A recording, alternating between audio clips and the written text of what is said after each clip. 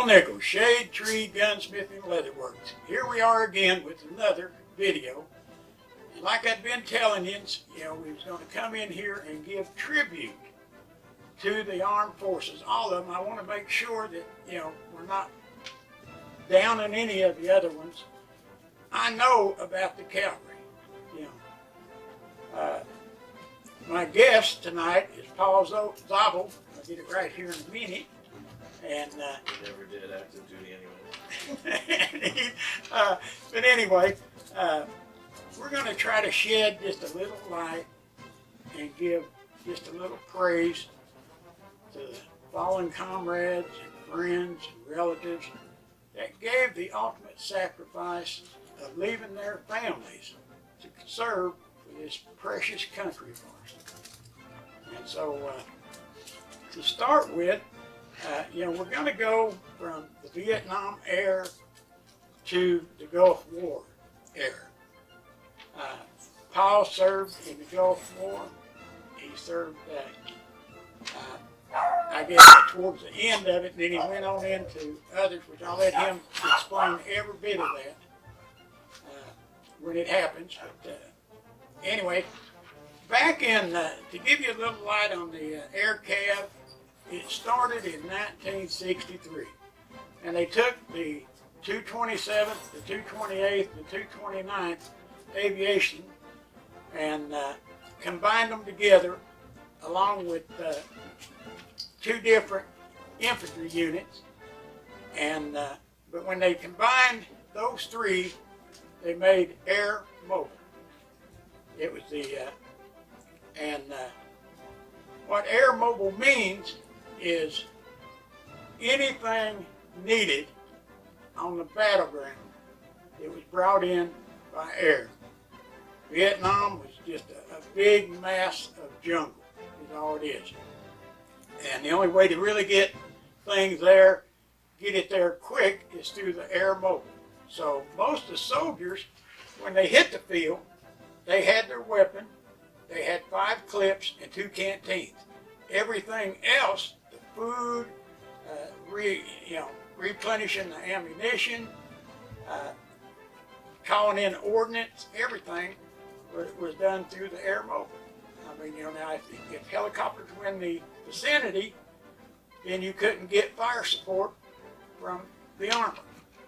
And but what the 1st Cavalry mission was in Vietnam was to get in and get out real quick.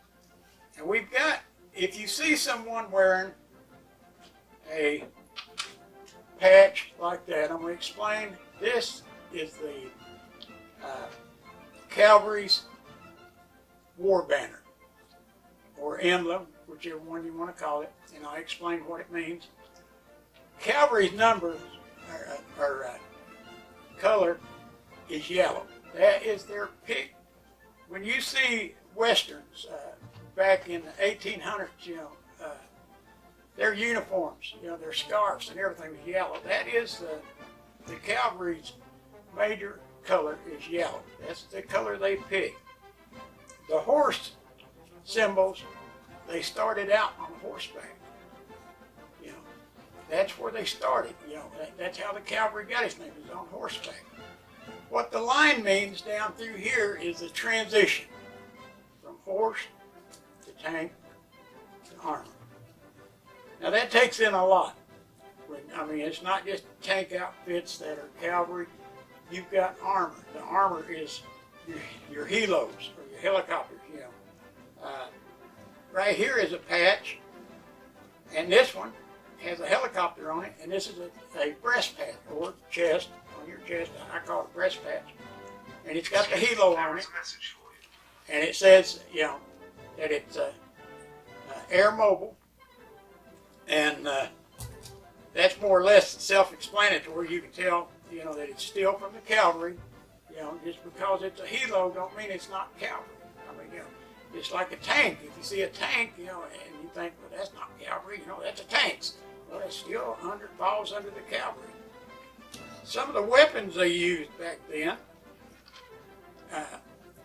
to start with, I've heard guys say, oh, Vietnam, they had the M16. Well, it started out with the M14. It's 7.62 by 31. And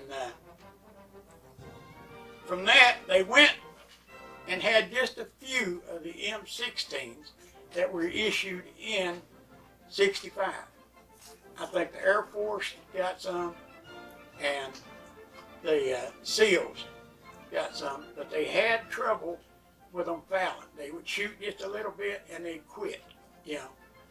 They didn't send cleaning kits with them or anything else like that.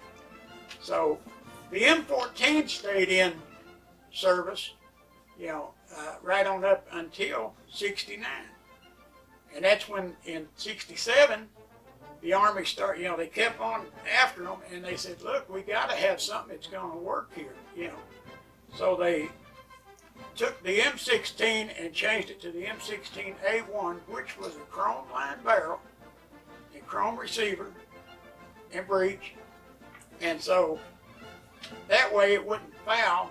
Plus, what a lot of people don't know is one of the contractors, they contracted for the ammunition, the 5.56, they were supposed to, when they showed them the ammunition, it was made out of one kind of powder. When they mass produced it to send it to Vietnam, they made it out of a cheaper powder. I'll be honest with you, that's what it was, a cheaper powder. It would foul up more and all that, and that's what gummed up the gun. There's many lives caused because of somebody wanting to pinch you down, and that's a shame because, but anyway, they had the M60. Now, all these, Paul is going to tell you what changed from this era to his era when he was in there. The M60, 7.62 by 31, it would shoot the same ammunition as the M14.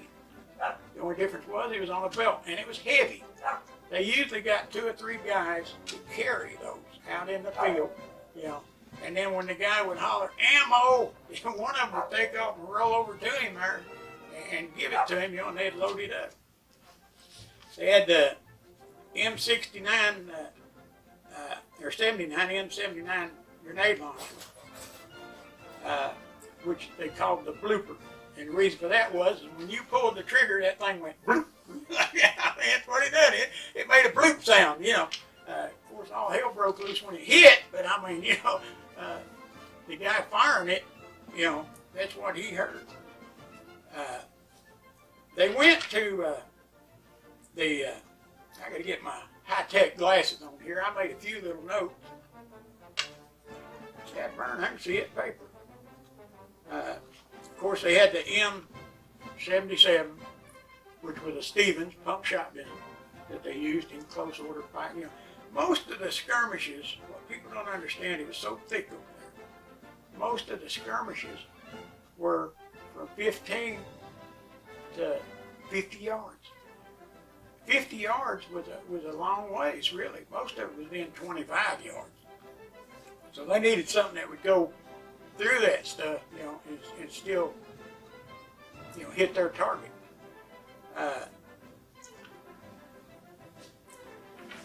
The M7 bayonet was designed to fit on the end of the M16 and the M16A1.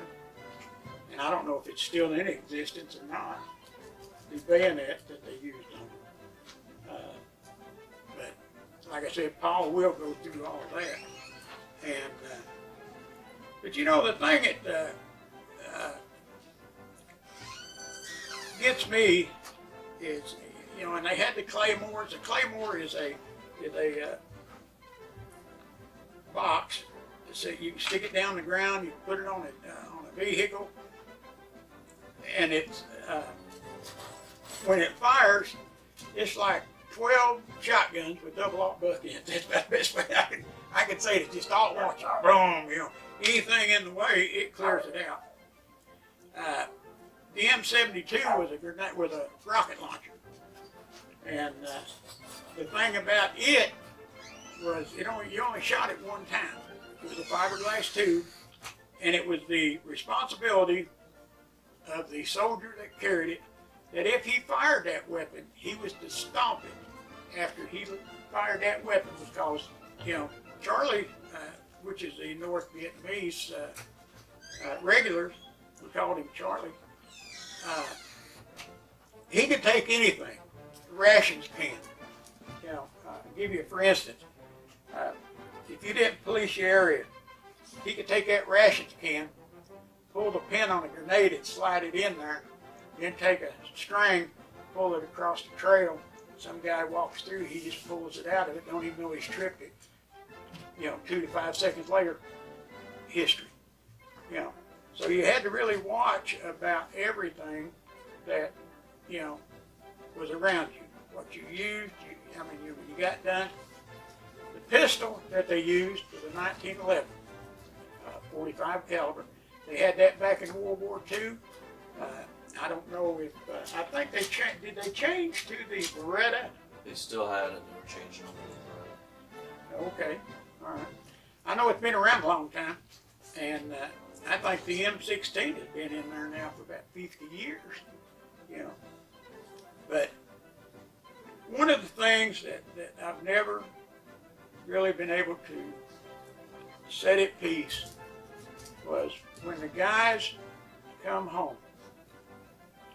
And I'm talking guys that spend a year away from their family in hell on earth. That's all I can tell you. They were not allowed to wear their uniform when they got off the plane because of people spitting on them, calling them filthy names, and everything else. And that's wrong. These people that sit here on their ass to do nothing and want to point fingers at somebody, when if we didn't go, if our boys didn't go and serve in the military, I don't care what branch, communism would be right here. We go everywhere to keep it away. When people were not the bully on the street, but we're the ones that kicks the bully's ass. And that's the way it should be.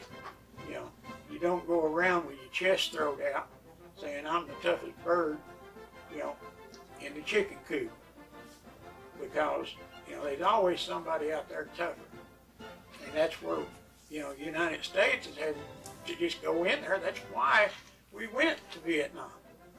Is North Vietnam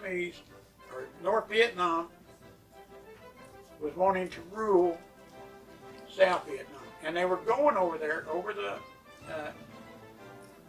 I can't even remember which parallel it is now. But anyway, they would go over. They would steal their crops.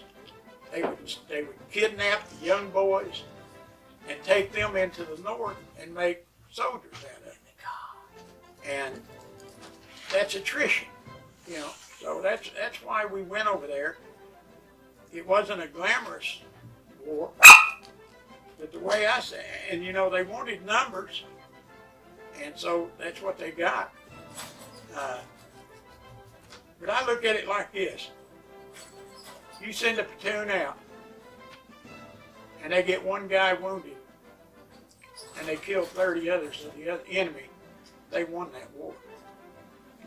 I'll say to the day I die that the United States won that war.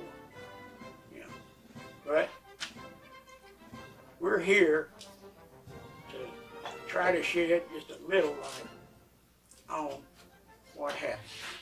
And that's about all I can say, on that matter right there. What I'm going to do is I'm going to give it to Paul Zabel. I got it right that time. And I'm going to let him just tell you,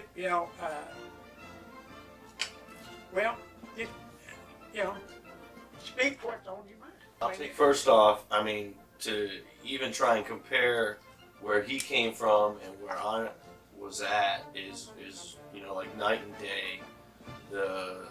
the respect you guys weren't given, you know, everything that happened with that campaign was, you know, was messy. It was a clusterfuck is what we call it. And from one soldier to another, we had huge respect for you. And when it came to what you did in a campaign and what we did, and that's kind of was a comparison. It was like y'all were the badasses, and to us, that's kind of where we thrive to be. And when I was in, it's kind of what you measured it to, until, you know, Desert War, you know, started to hit our front door. And then once we hit that campaign, we weren't even ready for it. I mean, we were still, you know, in BDUs. We didn't know what DCUs were.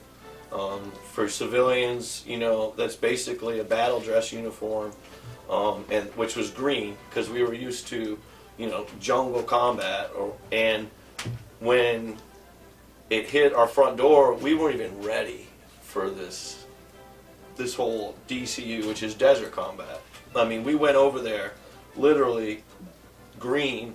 We stayed over there green, and then we came back in DCUs, a lot of us, to make it look pretty for the campaign. So when we got off the plane, it was something that could be welcomed, and then they still looked good. So, you know, for you guys, you were over there you're stuck in this, you know, just mess. Us, we were just stuck on this big playing field, and it was totally different. It was not the same, you know, by any comparison, period. We had close to the same weapons. You know, you still had the M16 was still first and foremost. We were issued bayonets, but nobody, you know, it was a joke then. It was like, oh God, what am I gonna do with this? I was like, fuck, you're gonna survive. That's what you're gonna do with it. But you know, it just, the thought process too was, it seemed like, okay, that was our last football game. Vietnam was this. How do we prepare for the next game? What did we do here that didn't go well compared to what we should do now? You know, and a lot of that, unfortunately, was kind of assessed through casualties of war. Whether you lived or died, you were a casualty. You came out with something. You know, it just wasn't the same. So they just kind of like, it seems like, you know, obviously they're brilliant. So they observed us like lab rats, and they saw what worked and what didn't, what we could fix, what we couldn't. So when we went in the Gulf War, it was a lot about ego, it was a lot about controlling certain things, and it was a lot about obviously protecting our patriotism. There's no doubt. You know, there was a threat on a foreign soil, and we needed to handle it. So our thought process there was, you're in the desert, so you can see stuff for miles. So ours was to stay way behind and blow it up, and then us come in and kind of fix whatever needs to be neutralized and clean everything up, so to speak. So we didn't, once you started getting into the more rural area, so to speak, there wasn't a lot of hand-to-hand combat. There wasn't a lot of close combat. Mm-hmm. It was more of just kind of, like I said, sending, you know, messages from afar, kind of picking it up. At least for me, when I was there with 3rd of the 3rd Cav. So being there with the cavalry unit, their idea was to use the howitzers, to bring out the Fister units, which were forward observers. So basically they came out, they would lay what was called a glid, which was a laser developed kind of format to give them a survey. Basically it was what they were surveyors. And then they would send in either a rapid fire or a hip fire, as they would call it, and the 109 units would send in these 100-pound rounds into wherever it was, and then we try and come in. When you started getting into the tank realm for us, then it was just, you know, you had your Bradleys and you had your M1s.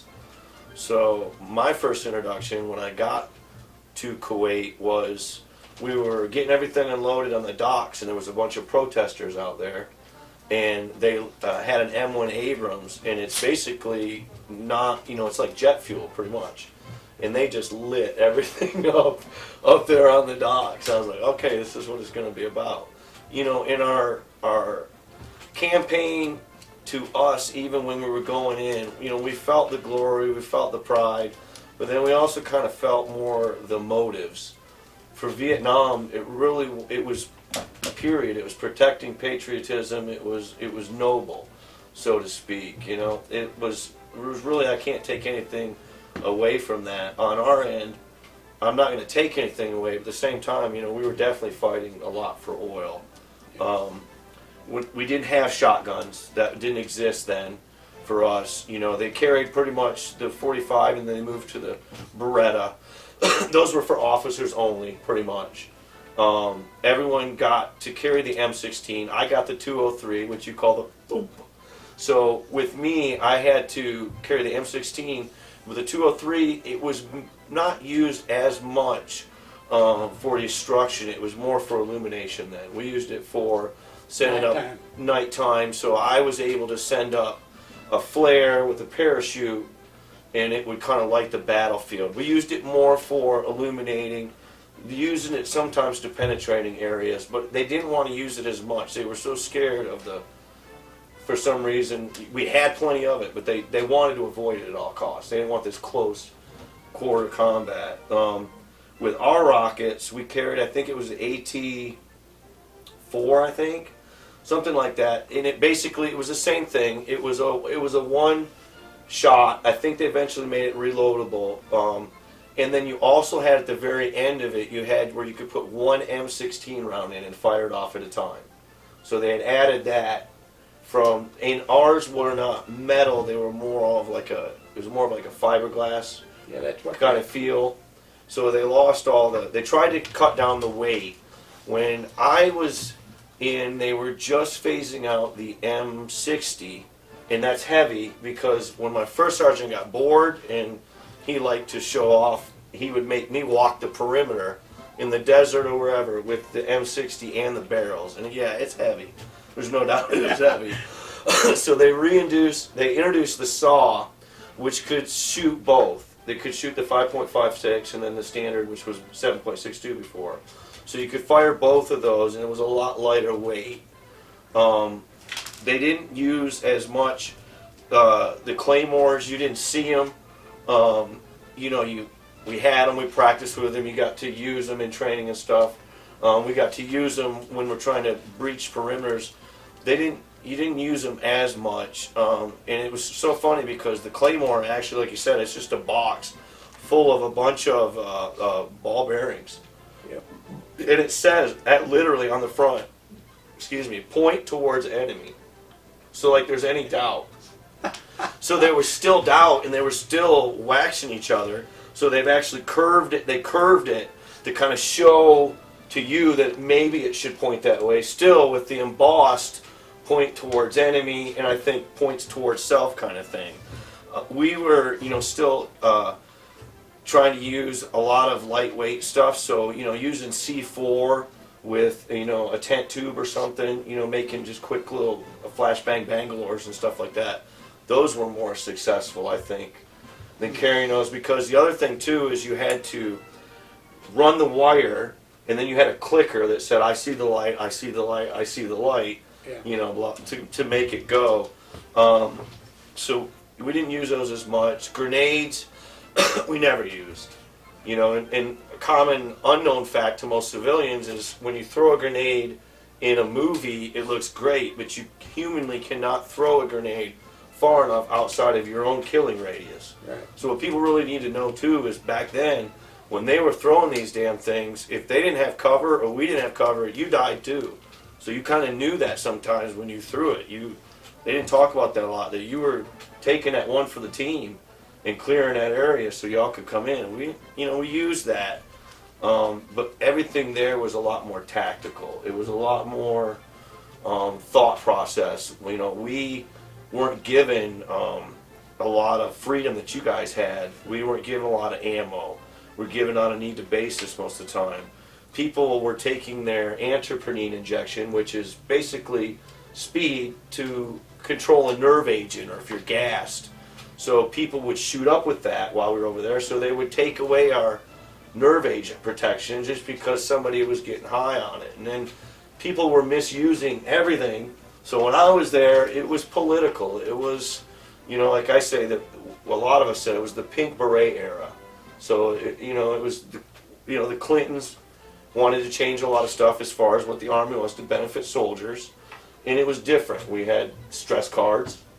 A stress card. Yeah, that's something you mentioned to me once before. Explain to them what a stress card is. So I went through the 90s basic, which was a little bit raw, but not probably as raw as it was. There were certain restrictions they were told, but still did. Laying their hands on us was kind of frowned upon, but still happened plenty. I have plenty of stories when it comes to basic. But when it came to me getting ready to re-enlist, I wanted to be a drill sergeant. I just had to be a drill sergeant. So I went to Kentucky, and we went through a class. And basically, what it is a stress card is they hand the soldiers now when you're in basic training, when you get into boot camp, they give you basically a stress card or a signal, so to speak. And when you can't handle the situation, you just get to go time out like it's a video game.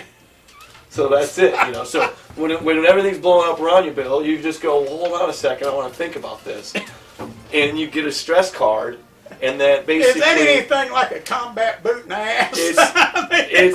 It definitely warrants a combat boot in the ass, and that's what hopefully would happen. But so it's to frown, to go upon their poor little hearts and stress them out, because war is easy, obviously. But they introduced this. They introduced the Bosch program, which is a better opportunity for single soldiers. And then they tried to introduce wives more into what we did as well. So it made sense, to try these things, but it really changed for a minute kind of the whole format. We downsized a lot. We started trying going mechanized a lot, where you had a gun bunny unit back in the day. You had I think at least 4 guys in the howitzer, and then you had to run up, and they would load up with the vehicle itself that would just load it with the ammo. You would keep the powder away from the actual tank, so a guy would have to deliver the powder, and then they would still hand ram, even though it was mechanized, the cannons. And we had Samoans that are badass, and they'd hand ram that damn thing in there and then fire it. So even though they kind of made it a lot prettier, still a lot of the stuff is still the same concept, still hasn't changed. It's still the same kind of old back in the day, pulling it, cannon, the same kind of cab things. Like you said, the difference was they were air, they were originally mounted on horse. When I was in, they were riding dirt bikes. Cabs were riding dirt bikes. That was a thing. Besides being in a gun bunny unit is what we called them, because that's what a majority of the cab became, is gun bunnies, which were just basically the tank units, mechanized, so to speak, just not the infantry side. They had kind of carried on that, but the specialty divisions, the cream of the crop, got to be more of like where the air cab and those kind of cabs went from, because you guys were like the cream of the crop, and then there was your regular cab. Well, we had the H1 Huey, and then when did they still had that? Their whole thing when I was in was going to be I think it was the Apache. They still had the Chinook. That's what we would do our lifts from and so forth. So they still had a lot of it. They just kind of improved it or gave it a different name. And it's like you said, everything that we got was basically made to the cheapest Well, when bidder. did the Black Hawk come into play? That came in right after that. Oh, okay. The difference overall that I could say between what y'all had to go through and what we had to go through was